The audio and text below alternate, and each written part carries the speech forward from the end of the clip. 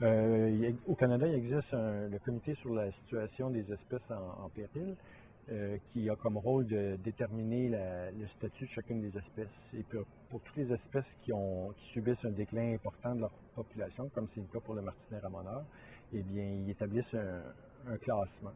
Comme pour le martinet ramoneur, on parle d'une espèce qui a été désignée menacée en raison du déclin important de sa population.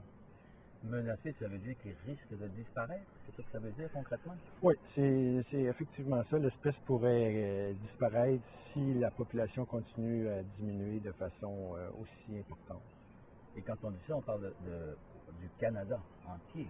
Oui, du Canada.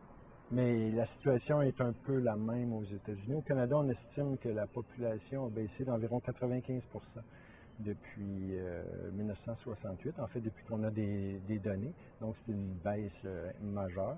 Aux États-Unis, la baisse est un peu moins élevée, mais quand même de l'ordre de 58 donc c'est aussi important. 95 ça semble vraiment énorme. C'est des chiffres fiables, ça? C'est les meilleurs chiffres qu'on a. C'est quand même relativement fiable. On fait des inventaires d'oiseaux qu'on appelle des relevés d'oiseaux nicheurs. Ça se fait un peu partout en Amérique du Nord. C'est des gens, des bénévoles souvent, qui font des inventaires d'oiseaux le long des routes et puis qui notent les espèces qu'ils détectent.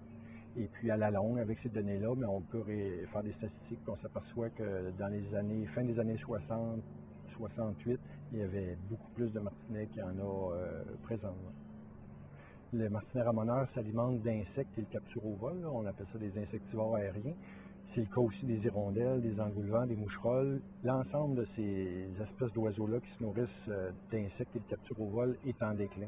Puis même, c'est pas seulement visible, on peut dire, dans nos données de scientifiques, mais même les gens nous abordent souvent en disant « Ah, avant, je voyais beaucoup plus d'hirondelles que maintenant. » Donc, la baisse est vraiment réelle.